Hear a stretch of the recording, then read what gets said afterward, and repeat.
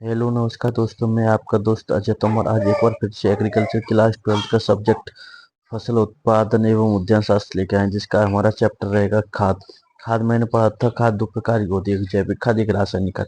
जैविक खाद जैविक खाद में चार खादें होती हैं, जैसे गोबर खाद, कंपोस्ट खाद, वर्मी कंपोस्ट खाद, हरी खाद। मैंने कंपोस्ट खाद पढ़ ली, वर्मी कंपोस्ट पढ़ ली और गोबर खाद पढ़ ली। आज हम पढ़ेंगे हरी खाद।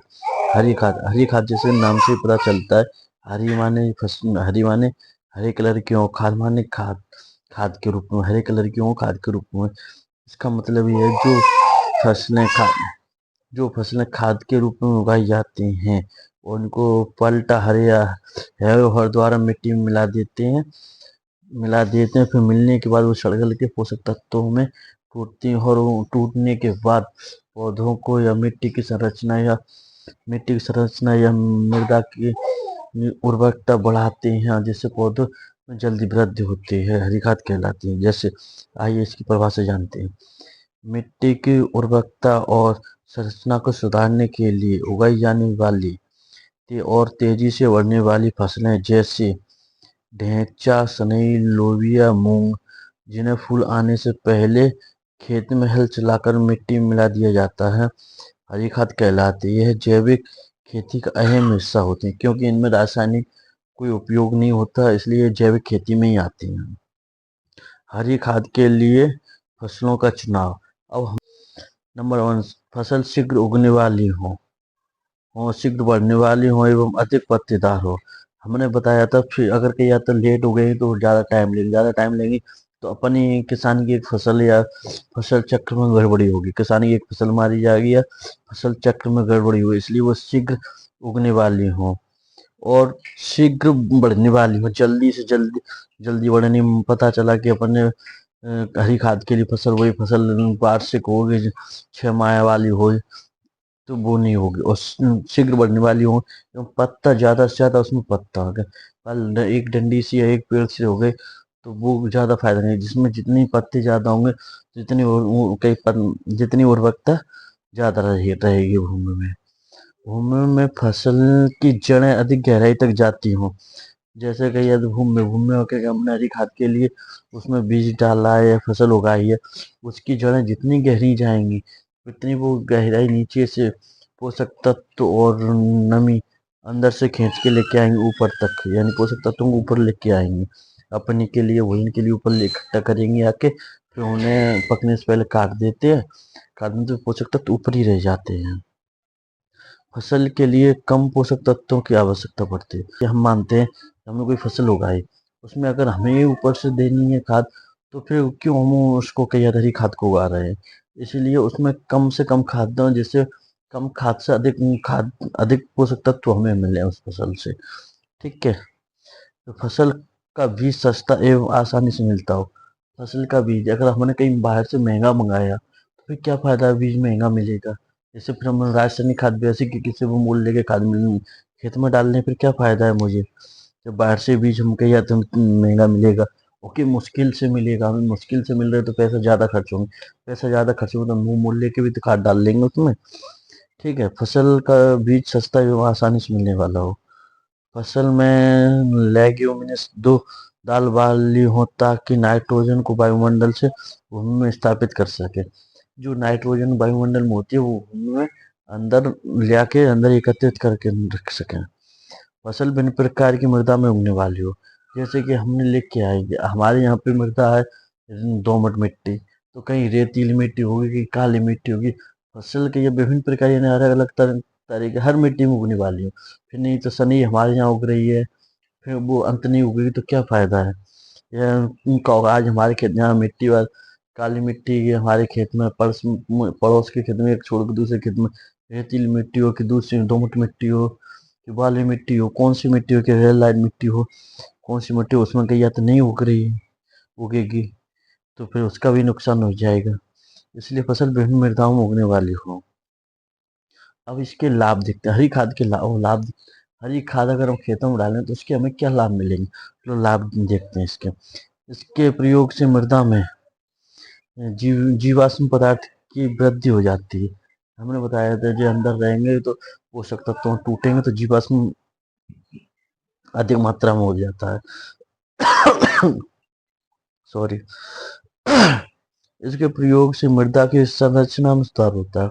हमने बताया अगर जिस मिट्टी में मिला देंगे, पलटा है द्वारा मिट्टी मिला देंगे, तो हरी खाद, हरे पेड़ हैं जो मिट्टी में मिलेंगे, फिर धीरे धीरे सड़ेंगे, गलेंगे। इससे कई हद पोषक तत्व धीरे धीरे टूटेंगे। जब पोषक तत्व टूटेंगे तो बहुत कई हद उसकी संरचना वैसे भी कई हद से सुधर जाएगी कि मिट्टी में बिना खाद की फसल जमेगी, तो संरचना में सुधार हो ही जाएगा। इसके प्रयोग से मृदा में लाभदायक जीवाणुओं की क्रियाशीलता में वृद्धि होती है। जब ये मिट्टी में दबेंगे तो उस जगह पोली रहेगी तो जीवाणु एक जगह से दूसरी जगह आसानी से आवागमन कर लेंगे। इसके प्रयोग से मृदा में जल धारण क्षमता में वृद्धि होगी। जब मिट्टी में जो हरे या पेड़ डलेंगे, पत्ता दबेंगे, तो ऊपर से कई या तो जो पत्ता दबेंगे फिर वहां पे सांस रहेंगे, छिद्र से रह जाते हैं।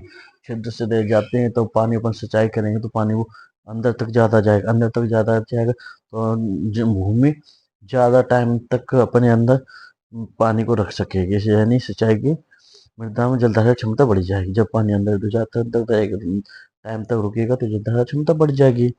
हरी खाद के प्रयोग से मृदा में क्षारीय लवणीय मृदाओं का सुधार होता है। हरी खाद उसमें पोषक तत्व है, क्षारीय है, क्षारीय भूमि में उसमें कही तो अपन हरी खाद डाल दी, हरी खाद डाल दी तो हरी खाद में हर चीज मिल जाएगी, हर पोषक तत्व रहेंगे, वो लवणीय में क्षारीय मृदाओं में सुधार कर देंगे। ठीक है। हरी खाद वाली फसलें गहरी जड़ वाली होती हैं, जो भूमि की निचली सतह से पोषक तत्व को लेकर आती है, खेत की सतह पर छोड़कर मिट्टी में मिला देते हैं, जिससे बढ़ सड़ वहीं से सड़ जाते हैं। इससे संरक्षित पोषक तत्व भूमि की सतह के ऊपर आ जाते हैं। जैसे मैंने बताया था कि ये फसलें लंबी जड़ वाली होनी चाहिए, चुनाव में बताया था लंबी जड़ वाली हों, जो लंबी जड़ वाली होंगी तो अंदर से ये पोषक तत्व ले आएंगे, ऊपर के जाते हैं अपने ऊपर सब जो भूमि के ऊपर हिस्सा पे एकत्रित कर लेंगे। क्यों ये फसलें ऊपर ले आके पोषक तत्व एकत्रित कर लिए, फिर जिससे वो धीरे धीरे पोषक तत्वों को ग्रहण करते हैं और ग्रहण करते हैं। इससे जैसे जो ऊपर पोषक तत्व करेंगे, जब फूल के पुष्पन पे आएंगे, जो पोषक पुष्पन पे आएंगे, अपन पोषक तत्व इकट्ठे कर लिए, ये पुष्पन पे आएंगे तो अपन मिट्टी में मिला देंगे, तो जो नीचे से पोषक तत्व ऊपर आए तो ऊपर के ऊपर ही रह जाएंगे, जो दूसरी फसल के लिए अपने फायदेमंद रहेंगे। हरी खाद की सीमा, अब इनकी सीमा देखते हैं। हरी खाद की क्या क्या सीमाएं हैं। चलो, जलवायु की विषमता के कारण हरी खाद वाली फसलों को उगाने में कठिनाई होती है। सीमा भारत के जलवायु की विषमता ऐसा है कि हमारे यहाँ सदाबहार मौसम है, हमारे यहाँ सदाबहार मौसम है कि गर्म मौसम है, कहीं सर्दी ज़्यादा है, कहीं गर्मी ज़्यादा है, कहीं कहीं ज़्यादा, दोनों चीज मिल में। तो ये मौसम के हिसाब से डिपेंड करती है, जैसे हमारे यहाँ मौसम के हिसाब से डिपेंड करती हैं।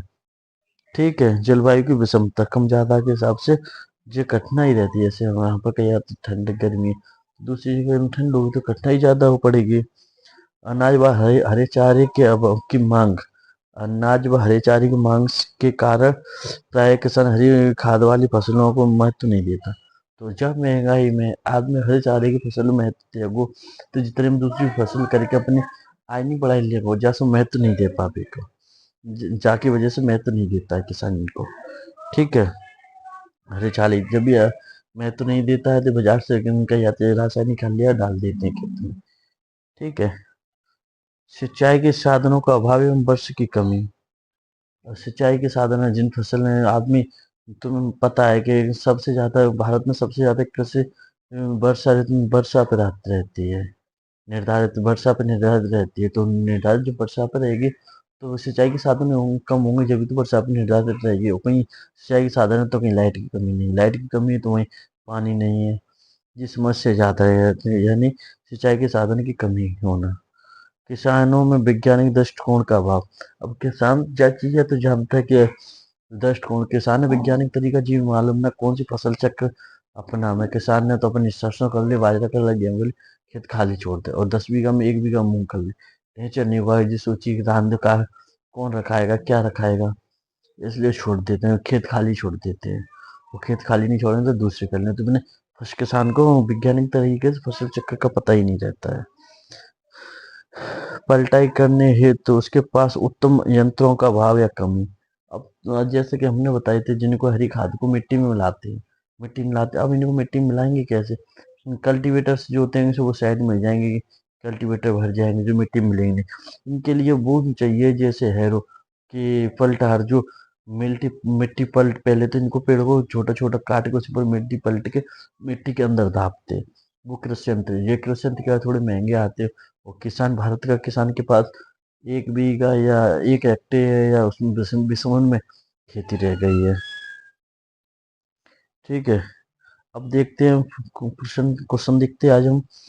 पूर्ण खाद क्या है? पूर्ण खाद जैसे ही नाम से पता चलता है, पूर्ण पूर्ण खाद यानी खाद वो जिसमें पूरे यानी पूरे पोषक तत्व हैं, ऐसी खाद को पूर्ण खाद कहते हैं। अब उत्तर देखते हैं।